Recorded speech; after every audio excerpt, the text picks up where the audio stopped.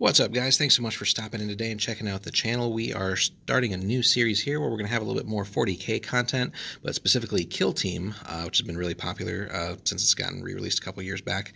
And what we're going to start here in this series is a sort of tour through all the various competitive missions that came out with Kill Team Arena, and then expand from there and eventually showing you guys some battle reports and other stuff. But Kill Team has definitely been really popular ever since it kind of first came out, but especially now with sort of this reimagining and actual support from GW with all the various products and everything. It's really kind of taken on the life of its own and is a worthy game just in its own right now. And it's always nice to see that it's gotten the level of support that it has and will hopefully continue to receive over the next several years. So this series, again, these cards that we're kind of looking at right now are part of the thing that you get with Kill Team Arena, and we'll do a separate unboxing on that at some point for you guys as well, just so you guys can see what's in there if you haven't picked that up yet. But assuming if you're checking this out today, you've probably already playing Kill Team and have some familiarity with the products and all that.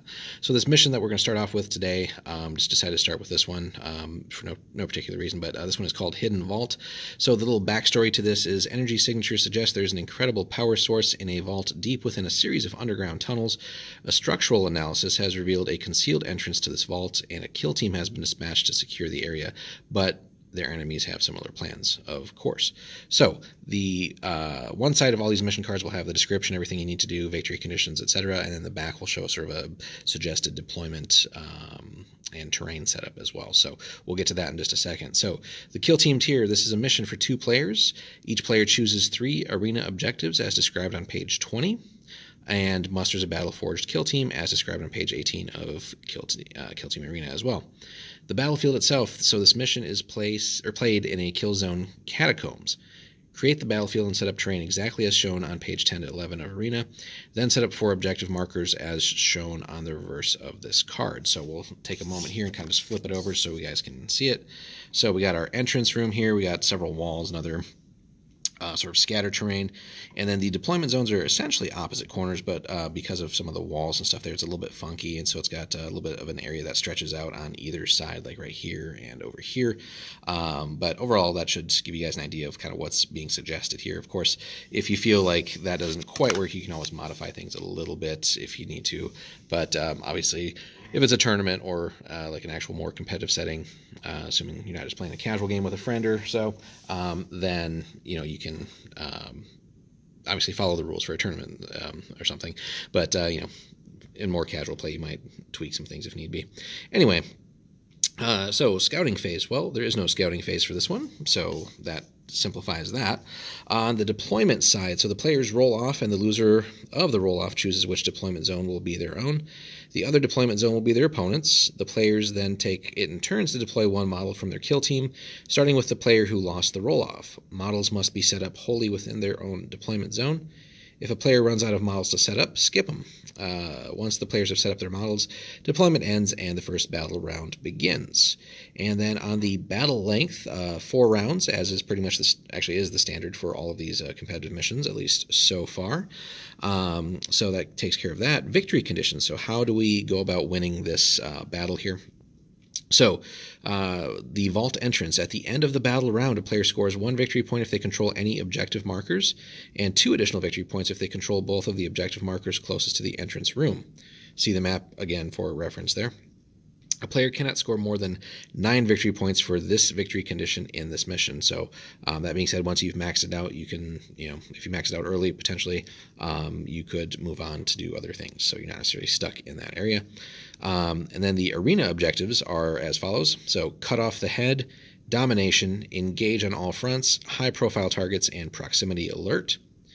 So you have that, and then there's also jam signal here. So at the end of the battle round, score 1 victory point if you control the objective marker closest to your opponent's deployment zone, and a specialist from your kill team, other than a shaken model, is within 2 inches of that. So both, I think, have to be there, or both of those things have to be happening essentially for you to claim that.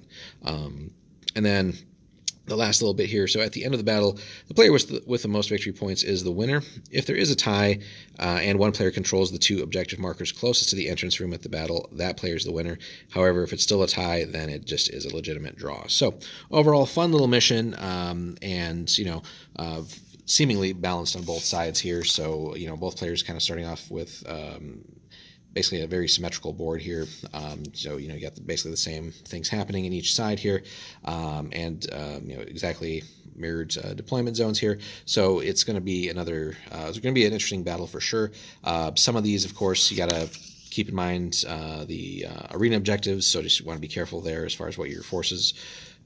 What forces you're bringing in your kill team, what the enemy has, and maybe not getting distracted by any one thing, just kind of focusing on what's going to give you the best chance for victory and scoring the most victory points. So things to keep in mind there. So sometimes some of these either victory, like the main victory conditions or the arena objectives, etc., some of those may not be as easy for you to achieve. So I would not focus on things that really are going to be tougher for you to achieve. Do the things that you can do with your kill team and just try to earn as many points that way while mitigating what the opponent is trying to do with theirs. So it doesn't make much sense for a mission, for like, let's say your kill team isn't very mobile, to then try and do one that requires you to get to like their deployment zone, for example, and maybe expose yourself to enemy fire or get stuck in close combat if you're not good at that either. So little things like that, of course, to consider, but that's more in like a video series that we'll cover on like tactics and strategies and stuff like that. But overall, fun scenario, and it's got that focus on that central objective room as well, and sort of taking control of those areas. So not all these missions either have like a scouting phase, so something to keep in mind there. And what else? We wanted to say one more thing there. So actually, seemingly none of them actually have the scouting phase. We're just checking that real quick.